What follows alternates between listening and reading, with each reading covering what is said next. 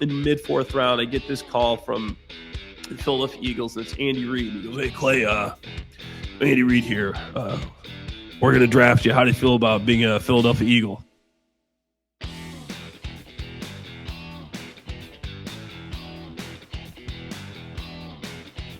Hey, welcome back to the Bullpen Sessions. My name is Andy Reid. I am excited today because I get the opportunity to sit down with Clay Harbor. If you are unfamiliar with who Clay is a former tight end in the NFL.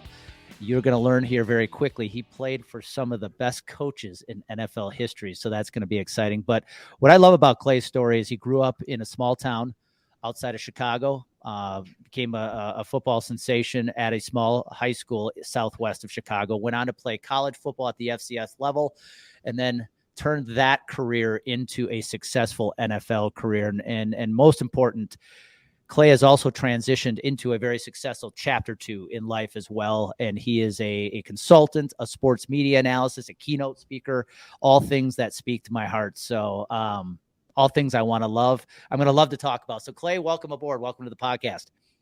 No, appreciate you having me on, man. I appreciate the time. And, I love talking about those things as well. Those things are very dear to my heart. I love talking about habits, routines, disciplines, the things I was able to do to become successful, and then share some of my story and some of the experiences I had that kind of shaped me and helped me, especially with some of these, big time coaches, like you mentioned, Bill Belichek, Sean Payton, Jim Caldwell, guys that really had a big impact on me as a person, a player, and in my career post-football, even after I was done playing. So I'm looking forward to it, man. Yeah, no, I love, let's call it the X's and O's, right? This is why I love talking to former athletes. It's the X's and O's of life. Well, let's start at the beginning, man. For the people who have no clue who Clay Harbor is, where were you born? I was born in Libertyville, Illinois. That's a suburb of Chicago, and I lived out there for it's about 10, and then I moved south to a really, really small town called Dwight, Illinois. It's a very small country farm community, 3,000 people in the whole town. It's very predominantly white, very small, country oriented town there, where the closest movie theater was 30 minutes away. The closest Walmart was 30 minutes away. Like, we didn't have a stoplight. So it was an interesting upbringing, but it made me who I am, and I appreciated it out there. It's funny. Last summer I had a speaking engagement in Peoria, and I actually had to fly into Midway and drive down. So I believe I drove right past Dwight, Illinois. What was that like, being a star athlete? Because I know you played more than just football in high school, but what is life like as a star athlete in a very small high school? Because I would have to guess you probably just had a few hundred kids in the high school. But what was that like playing? Because you're probably playing, I hate to call it small division, but at the high school level, you're a star playing amongst a lot of small programs. What was that like? Yeah, I mean, you said it. We had 300 kids in our high school, and it was different because you wanted to play against the best competition, and you see all these bigger schools getting a lot of the hype. So we didn't really get to play against the stars, and it made it more difficult to get really noticed by the bigger schools and the colleges. When you're playing against these small town kids and you're good and you're having the success, people tend to think that you're only good because of the competition you're playing against. You're playing against this guy who's 5'10" in basketball, 160 pounds, and you're crossing him over and you're giving him points, and you're shutting him down on defense. But then the college that's looking at you goes, "Oh, look, this guy's playing against. Of course he's going to be successful." So it makes it more difficult to get exposure. So it was just another step that you had to take and to be that much better than your competition. But overall, I enjoyed it. You're playing against, it was your town versus the other town, and there was just this sense of ownership you had for each game, and you're really close with your teammates. You went to school with these kids in first grade, second grade, third grade, all the way up through high school. Everybody knew everybody's family. Nothing like the Friday night lights or the Friday night basketball game in these small towns. The whole town shuts down and really watching you. So it was fun. It was really fun, and I enjoyed it. You remind almost like it's like that Varsity Blues memory, right? When those lights go on there's just nothing like the Midwest. I grew up in Wisconsin, so nothing like the Midwest on a Friday night in a small town. Because you're right, the entire town shuts down to go watch the high school football game.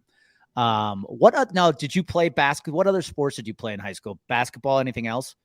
Yeah, I did basketball and track. And honestly, if I had to rank my sports, I would say it was basketball, track and field, and then football is my third best sport. And, basketball was what I really wanted to go to school in. I was a point guard. I was a lot smaller back then. I could jump, I was quick, and I ended up breaking my ankle my senior year of basketball season and missed it. It's probably a blessing in disguise because I probably would have went to college for basketball instead of football if I would have had that senior year to really secure the offers that I wanted and the statistics and everything I needed to get to that big D1 school for basketball. And I also missed track too. And being a 3-time state qualifier in track and field, high jump and long jump throughout high school, and having my school records and all that, if I would have had my senior year, maybe I would have been more inclined to go to school for those. So looking back, it's crazy how life kind of directs you and points you in these directions. I ended up going to school to play football. And looking back, I never would have made the NBA. I don't think I would have made the Olympics in high jump or long jump. I wasn't that good. But in football, with enough work and progress and improvement, I was able, to have a good NFL career. And it really was a blessing in disguise to lead me in that direction towards football. That is actually really interesting, because I think anybody listening saying, okay, this guy played in the NFL for 9 years, would not have thought football was actually your third sport. yeah, I was not good, man. Growing up, my freshman year, I'm from the small town. Half the team goes up to play junior varsity. Half the team, then half the team's only 20 guys, so 10 guys go play JV. I didn't get to play JV. I wasn't one of the guys they brought up. So I was never that good at football. I improved. I started working out. I didn't know everything I know today. But looking back, that's when I first noticed that I had a different type of drive than a lot of the other kids. And I was able to do the things that they weren't, even at this young age when I didn't know what it meant.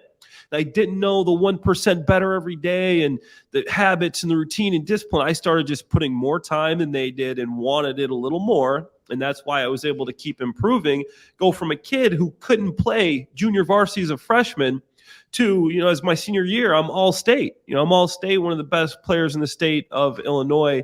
So for me, I noticed at a younger age that looking back now, back then, I just wanted to be better than everybody, didn't realize what it meant that I did have, a little bit of that drive. Yeah, no, I think you answered my next question. I was going to ask you, how does a kid go from not even being put up on the JV program when there's only 20 guys, so half the team is going to be brought up to all state senior year? You just wanted it bad. You wanted it worse than everybody else. I love that. I started hitting the weights, and doing things that the other kids didn't want to do. Instead of, in summer, they're going on vacations with their family and they're hanging out with friends. I started doing more things. I started eating more. I knew I was skinny. I started lifting more weights and I got stronger. And then, I'm noticing I'm more explosive on the field. And next thing you know, I'm one of the best players in the state after not even being good enough from this small 300-person high school to go play on the junior varsity team. So it really, even dating back to then, overcoming odds and really using the discipline and the habits to become better. And my whole life has been a testament to that. Even going through high school in that situation, like neither of my parents graduated high school. That's something that, I was able to do, obviously, me and my brother, and living in a trailer with 10 family members. Like, we grew up very humbly, and being able to go from there to where I am today, just looking back at all the situations I had to overcome, as well as my brother. I always use him in a lot of my speeches and when I'm talking, because me and him were one and the same. He went to Missouri State University for college. I followed him. He was very successful after college, and then I kind of used him as someone that I could look at and see the things I needed to do. Yeah, that was really, I love that. I also think about, my audience, and it's mostly business professionals, but they're also parents of kids who are playing high school sports now. And I Yeah. think it's important for them to hear what you just said, which was, I was a kid who didn't even get brought up as a freshman to the JV team, to Yeah. becoming All-State by the time I was a senior, and then going on to play college football. Because I think a lot of parents these days have this feeling that if their kid is not the star by the time they're a freshman, they have no chance. Right? With all these travel teams and all this stuff, they think if they're not the star by the time they enter high school, they have no chance. And I still disagree with that. I think kids grow, right? And I think it comes back to what you just said. I just wanted it worse than everybody else. It was that simple. Was there a moment, I'm curious, Clay, because I feel like there's always these moments in our athletic career where, like, you realize, holy cow, I have a chance to play at the next level. Was there that moment at all for you in high school when you're like, I know it's basketball and track were probably the things you thought about playing at the next level, but was there ever a moment you're like, wait, I think I can actually play college football here? Yeah, definitely. And it was kind of seeing my brother the year before me. He was an all-state player. I was an all-state player. And our high school wasn't even that good at football, wasn't that good at sports until we kind of really got there and kind of changed that culture there of our school just being, the lovable losers. But seeing him have that success and then go to college, and he did get redshirted, but have some success there, I thought, okay, my brother can do this, then, maybe I can do it. And I was at this small school that didn't have guys. People didn't even go to college, much less the NFL. Nobody went to Division I college. You might go to a D3 school, an NAIA school, and, you're going to pay to play, and you're not going to get that scholarship. And, and then just seeing him, my brother, do it kind of gave me that confidence. And I didn't even know, nobody in my family ever graduated college, went to college. Like I said, my parents didn't even graduate high school.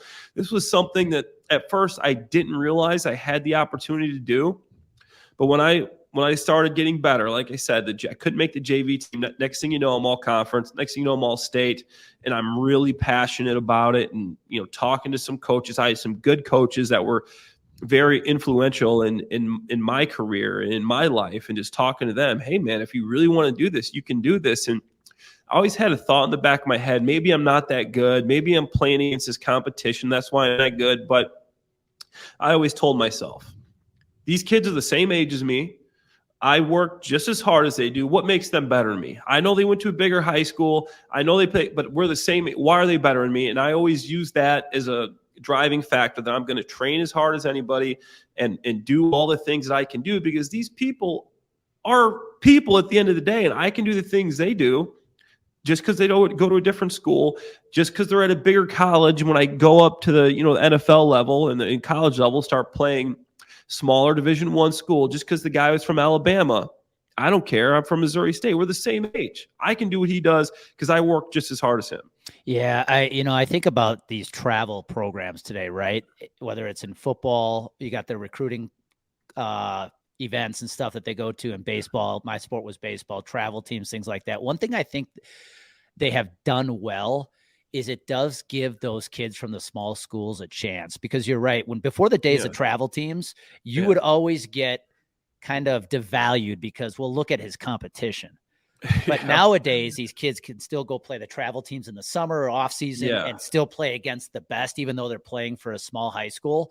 And so that's where I think travel programs have done really well, because you're right. You probably didn't get the same exposure that a kid playing for some big time program in Chicago got just because you were in Dwight, Illinois. And but you also mentioned something very important. Control what you can control. You couldn't control, you went to Dwight High School with 300 kids, but you could control your drive and your discipline.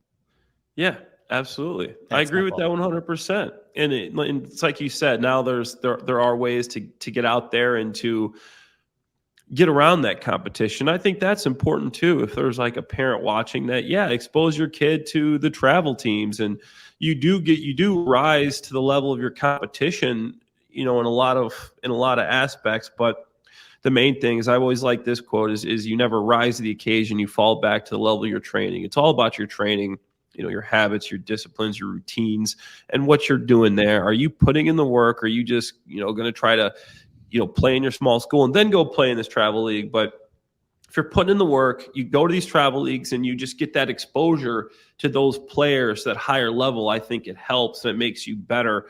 And, human beings, we're just adaptation machines. We can adapt to stressors. That's the whole history of humanity. And I think if you play in these situations against that better competition, you will adapt to it and you will become better.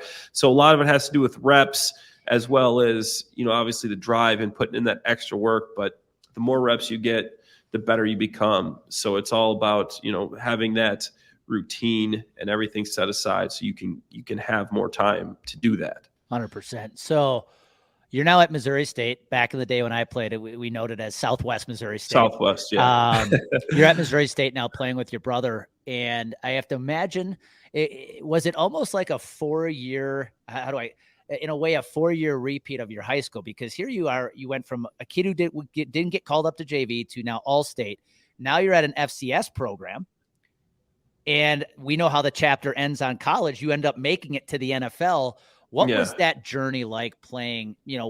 I think FCF athletes get, again, maybe a bad rap as if they're not as talented as D1 kids, which I think, FBS kids, I think that's all wrong. There's a ton of talent at the FC level. Because you were playing at FCS, did you play with a chip on your shoulder? What was that journey like playing for Missouri State? Yeah, there's been a lot of advances in scouting, and it's maybe a little bit easier. It's still tough because you are playing against that competition, but now there's guys they send everywhere. But coming up to Missouri State, I mean, just to start, I go in there as a wide receiver. I get redshirted. I wasn't very good. I was getting bullied in the locker room. I wasn't good on the football field. I get redshirted. School's not going well. I come back my second year, which is my redshirt freshman year. I'm a wide receiver again. Same thing. I'm bullied. I'm not playing. I think I had 7 catches the whole year. I'm not successful. School's not going well. So at that point, it's kind of funny because it's a similar thing. The same way I kind of made that decision in high school to, really take it to the next level and outwork the guys that were next to me. And at that point, again, it wasn't like I was reading Atomic Habits, 7 Habits of Highly Effective People. I wasn't reading these books. I wasn't putting these strategies to paper. But looking back, it's what I did. I made sure I came up with habits. I wasn't too small. I just wasn't lifting enough. I didn't have bad hands. I just wasn't catching enough passes after practice. Like, I looked at solutions for every problem I had, and I got better. Then I come into my sophomore year, they move my position from wide receiver to tight end. I go from not playing, being a third-string wide receiver in 1 year. I come in as a sophomore, switched positions, gained weight, got better at catching the ball, running routes, and now I'm All-American as a sophomore. Not playing, not on the field. Using these habits, coming up with these solutions, looking at it looking at the full range of things instead of just, narrowly, I wish I was playing more. What can make me play more? I gained the weight because I started eating more. I started lifting more. I started catching more balls after practice. I started, doing the things that were going to help me progress and advance past these guys. And that's what helped me get to that point as a sophomore. Now I'm an All-American as a redshirt sophomore. I'm a junior in the classroom. Come in the next year, improve again. There's some scouts coming. Hey, you're an athletic guy, but you're not a good enough blocker. You're just never going to make it in the NFL because you're not a good enough blocker. Okay. Once again, putting those strategies in place. I put time in after every practice. I got to become a better blocker. I want to get my family out that trailer. I want to be the first guy to really make it from my high school. Missouri State hasn't had a positional draft pick in 30 years. I want to be a guy that can get drafted. I put habits into place with a good routine. Next thing you know, I become one of the best blockers in the country. And from Missouri State, I end up getting invited to the NFL Combine, get invited to the East-West Shrine Game. Play well there. And next thing you know, I'm a draft pick, a 4th-round pick out of Missouri State for the first time in 30 years with a chance to play in the NFL. And it all goes back to just realizing, hey, these are the areas I need to work on. This is what I need to improve on. This is what I need to gain this weight, and putting a plan in place, following that plan, getting a routine. Because to me, success is all about having a routine and you optimize that routine. You do the same things every day, and people think, oh, routine, that's boring, that limits your time. No, to me, a routine multiplies your time because you get everything done faster and you prioritize the things you need to do. Then you got more free time. And that's what I was able to experience. And even now in my sports media career, it's all about routine improvement, figuring out the things that I need to get better on. And I've done that. Now I'm starting to see the same type of success I saw when I was getting in football, doing the same thing. I don't care what industry it is. The strategies are the same. You have the right habits. You have a good routine. You are going to improve, and you will outlast the people if you just keep doing it and thinking the James Clear 1% better every day is real. Yeah, there are so many lessons that come out of your story, especially at Missouri State. I heard, number one, a good business lesson. When you put the right people in the right seats, things tend to click. That shift from wide receiver to tight end changed everything. You were the right person. Yeah. Now they just put you in the right position and everything. Absolutely. Clicks. But that drive, that discipline, the other one I think that often goes overlooked, especially these days for people in sports and business, is your ability to take criticism. Your ability for people to say, hey, guess what, Clay? There's no way you're making the pros because you can't block. And you're like, all right, I'll prove you wrong. Yeah. That's absolutely. What was it like? There's that moment, right? I'm sure, I don't know where you were, but you got the call that the Philadelphia Eagles are going to draft you in the 4th round. What was that like for you? Where were you, and what was it like to get that call? Oh, it was incredible, man. It was literally a culmination of all that work and just dating back to, high school, then college, going through I'm getting bullied. I almost left school when they moved me to tight end. I didn't want to play tight end at first. I'm almost going to leave and transfer out because I want to go play wide receiver. I don't think take that challenge, improve, keep doing it. But it was surreal. I remember I was in my small town and people were really, because everybody knows everybody, like I said, they're coming by my house and, hey, did you get any calls? So I went to a hotel, didn't tell anybody. It was me, my dad, my brother, and a couple of close friends, and we sat and watched the draft because people are literally showing up to my house, knocking on my door because I'm in this small town. And that's what they do. Hey, man, you hearing anything? Did you hear about if you're getting drafted? I'm like, I got to get out of here. I can't have these random people showing up. So I go to a hotel.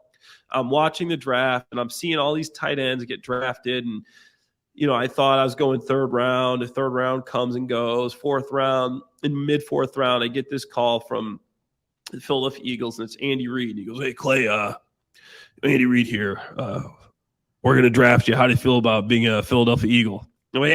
I would love to. Thank you. I would love that. Yeah. Draft me.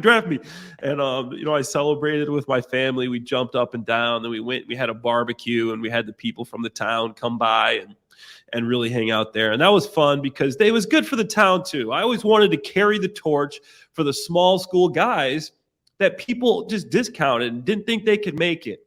The small college guys that the FCS guy can't get drafted, can't have a successful career. I always wanted to carry that torch and let the kids know that it doesn't matter where you came from. If you're willing to put in the work that is necessary, you can reach whatever level you want to reach. It doesn't matter where you came from. I had a learning disability. I'm in Kelley School of Business now, about to graduate with my MBA. They had me in special classes in high school. I had to go to classes to get tests read to me because I was such a poor reader. I was dyslexic.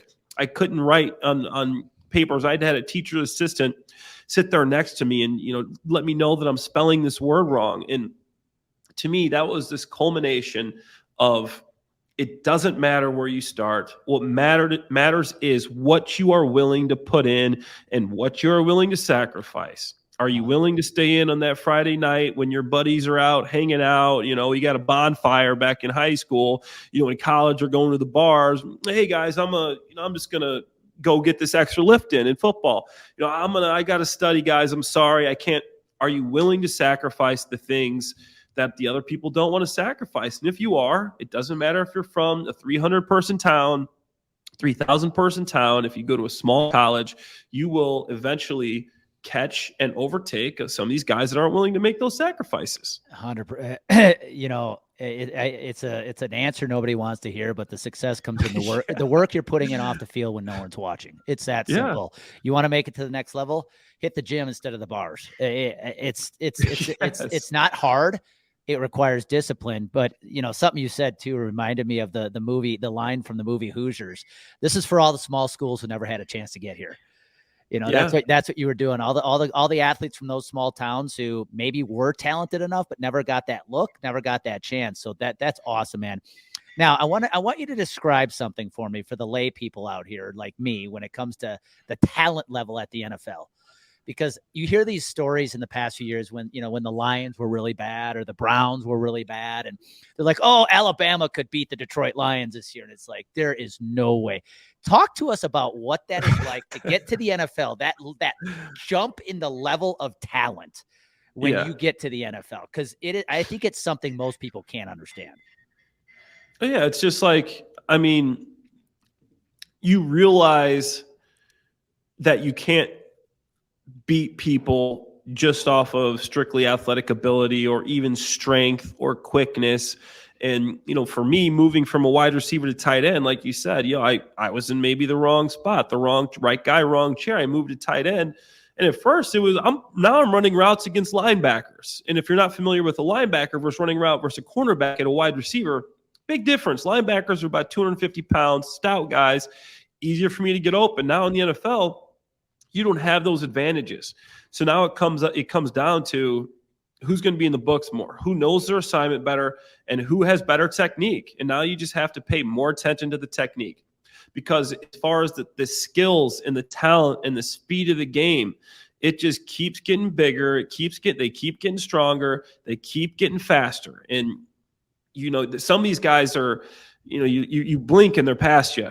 So you really just have to trust your technique. And at that point, that's when I started realizing it really is about falling back to the level you're training. When the bullets start flying out there in an NFL field, you're not going to rise to the occasion. When you're at the top of your industry, I don't care if you're an executive in business, I don't care if you're an NFL football player, you got to have the right type of habits and routines to be able to be successful. And in football, you had to take the reps in practice. Tom Brady, this guy played for 17 years when I go to New England with the same team.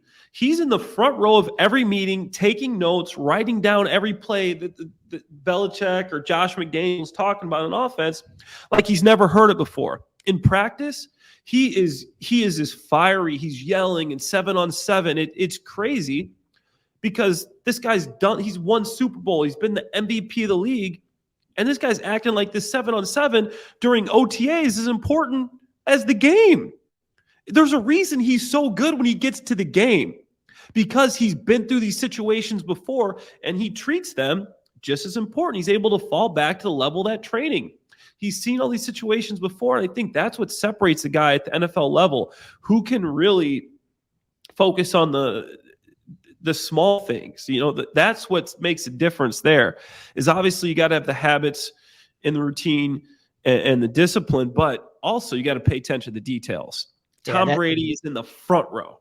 That's what I wanted to ask you about because you spent 9 years in the NFL with the Eagles, Jaguars, Patriots, Lions, Saints, and got to play for arguably some of the best coaches, Andy Reid, Bill Belichek, Sean Payton. You even mentioned Jim Caldwell.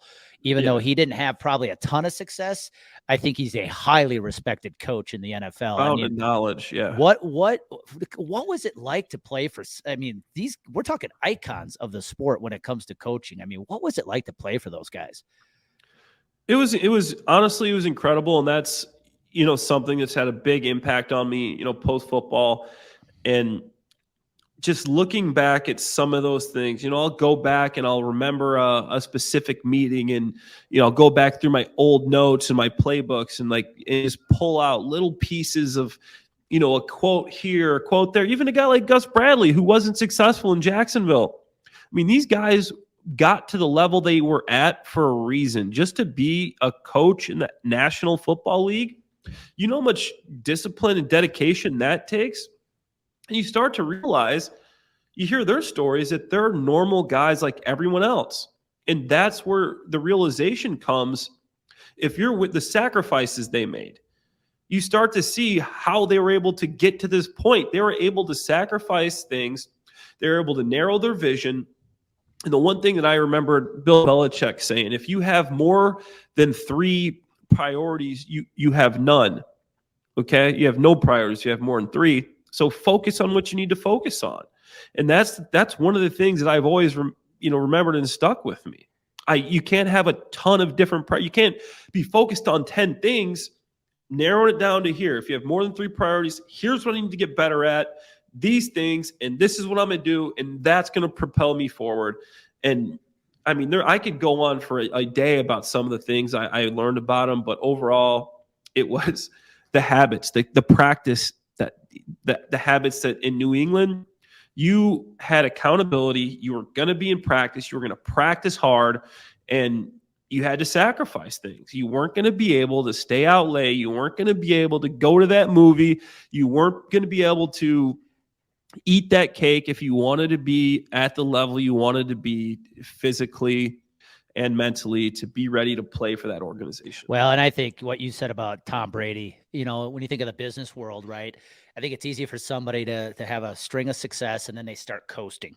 They think they can show up to meetings and just wing it because they are already successful. But to hear a guy like Tom Brady, who is right at this point, the GOAT when it comes to quarterback position of the NFL, he still approached every practice and every game, even later on in his career, as if he had never done it before. And that is so important for people to hear. That is why he is now the greatest of all time. Absolutely. He didn't have to do that. The guy he had 5 rings at that point. He'd been the MVP twice. He is still in the front row taking notes. If you want to be the best, if you want to be a guy like Tom Brady, that is what it takes. He has a personal trainer, Alex Guerrero, followed him around all day to take care of his body.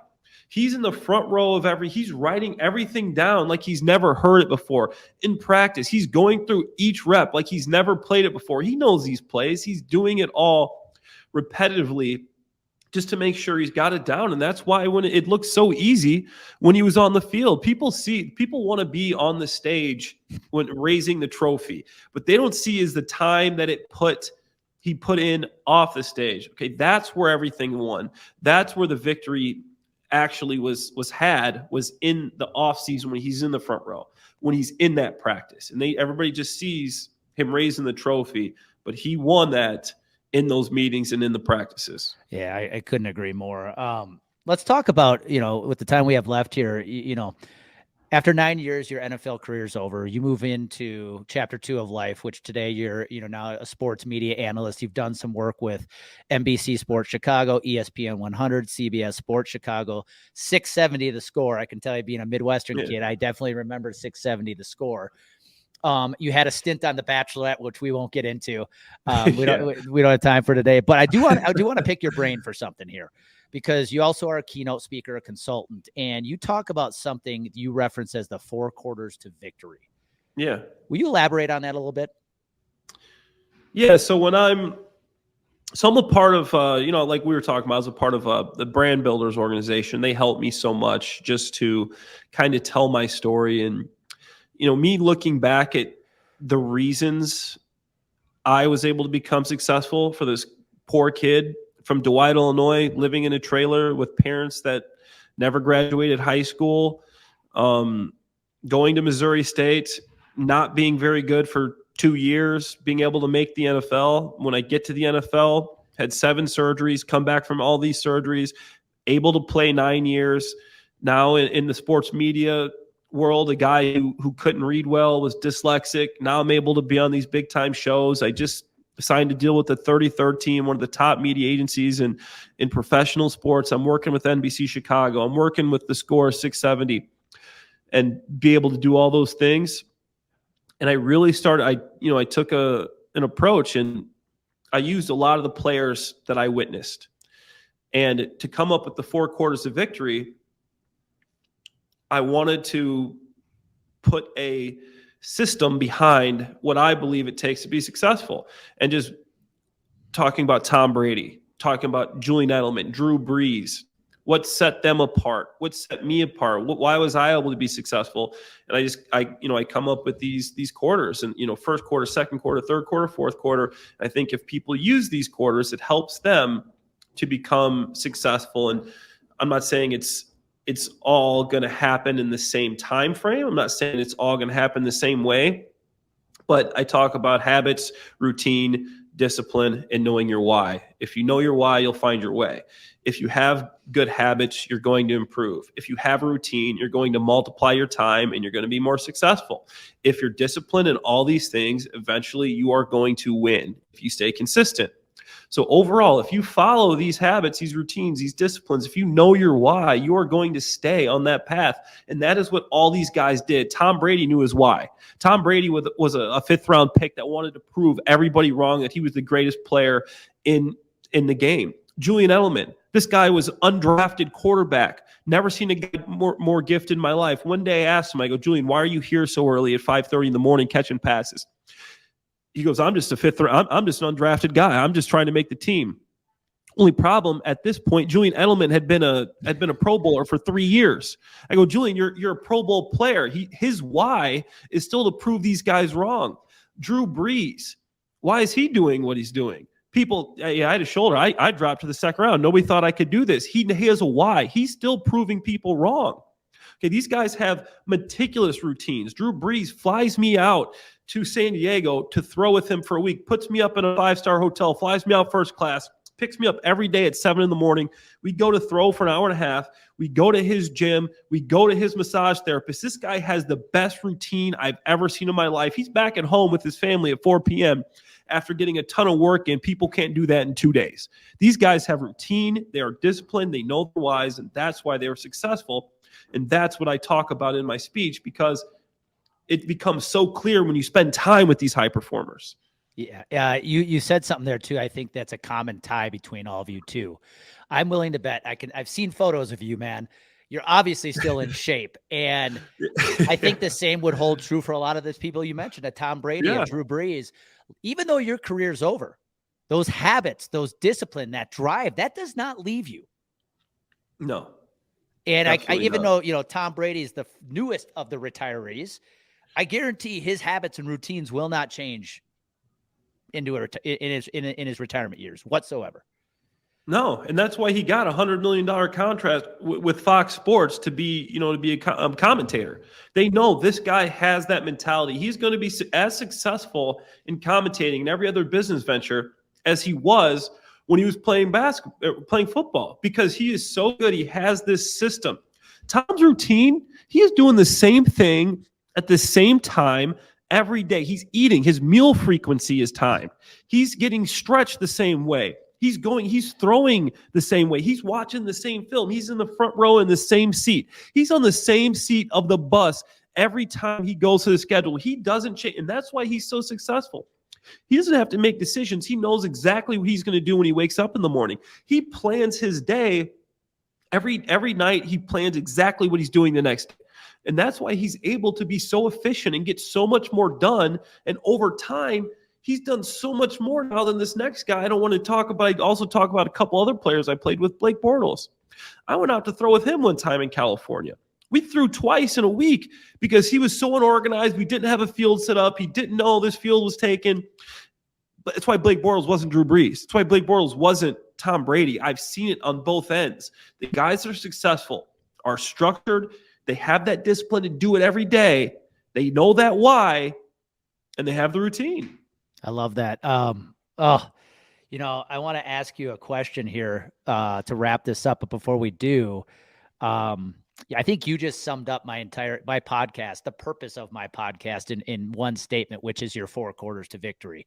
Yeah. Why do I like interviewing former college pro athletes who are now having success in chapter 2?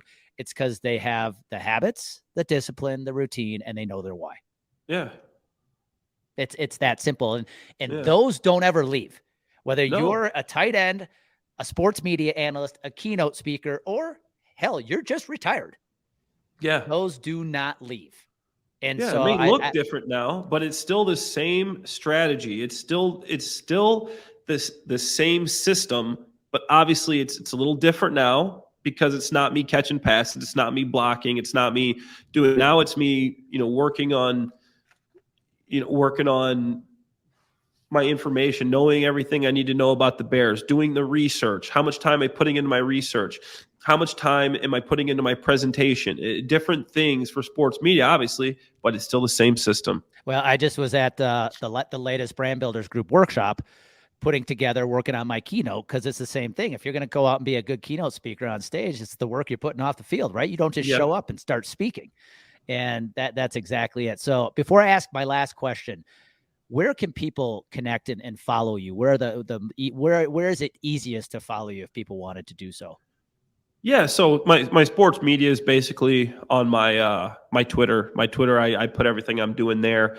Instagram, Clay Harbs 82. Twitter, Clay Harbs 82. And my website is clayharboronline.com.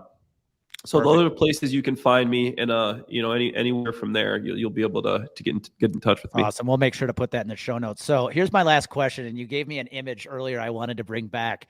Here you are on the score now, right? Yeah. I can picture you back in high school. I picture Dwight, Illinois, without really ever spending time there. I picture you like in your car in high school, surrounded by nothing but cornfields. Yep. It's a hot summer night, and you've got 670 the score on. Yeah. And back then you probably had no inkling that someday you would be that voice on 670 the score, right? Yeah. Which I think is so cool, because I used to always, when I was a kid, I wanted to be on those talk shows. Yeah. If you had a chance to go back, though, to talk to that high school version of Clay Harbor, knowing what you know today, where you are today, is there any different advice you would give him? Yeah. I mean, I didn't know exactly what system I was using, but I had that inner drive. And looking back at myself, going from that kid that couldn't play JV football as a freshman when the whole team's up there, I would tell myself just to just look inside yourself. You know what you want to do, how to work hard. And even though I wasn't fully aware of it, I did know that working harder than the guy next to me was going to give me the things that I wanted to do. And I would just emphasize that and maybe give myself a little more structure. And the one thing that I would say, this is actionable today, that would help you vastly to my younger self, and just something I can do starting today. If I would tell him, just go home, write a routine, and put it down on paper. Give yourself a schedule. I have my book, my planner everywhere I go. If I know this is a podcast, but I plan my day every single Sunday. I have my week planned out. I know what I'm doing. I carry it everywhere with me. I would go home actionably and tell myself, put it on paper, follow the routine, prioritize which one is most important. Get those done first. How do you eat an elephant? A bite at a time. Take care of the hardest one first, and to have that routine and follow it, and you will become more productive and become something that nobody else can do, because they won't sacrifice. They don't have the routine. They won't focus on their habits. They don't have the discipline to stick through it. Yeah, no, I'm kind of a daily planner nerd. What kind of daily planner are you using right now? This is the Clever Fox planner. I am a Clever Fox guy too. I love it. Yeah, I love the Clever Fox. So that's my planner I do every day. This is a plug and a commercial for Clever Fox. If you are a business professional or somebody who wants to get more drive and discipline and habits and skills, get a Clever Fox. It'll change everything. I also, the book that changed everything for me was The One Thing. I don't know if you've ever read that, but that book I'll put that on my list. It's all about prioritizing. You cannot give things equal priority. There's only one most important thing. Yeah. And that book changed everything for me a few years ago. So I'm glad you brought up the planning and stuff, because that is everything. You have to plan tomorrow the night before. Oh, you have to. If you get up and you don't know what you're doing, you're just going to waste so much time, and you're not going to be productive. Yep, absolutely. Well, Clay, I want to thank you for this, man. This was an awesome conversation. I think the nuggets you left my audience is fantastic. Whether they're in business, they have a kid in sports, it comes down to all the work you're putting in off the field. You have to put in the reps if you want to get good at anything. and drive, discipline, habits, and know your why. That 4 quarters to victory is a foundation by which we all should live our lives if we want to have success. So thank you, man. If you're listening in, remember what I tell you every single week. When you mix clarity, which Clay just gave you, you combine it with confidence, you go and do amazing things. So go do those amazing things today. Be well.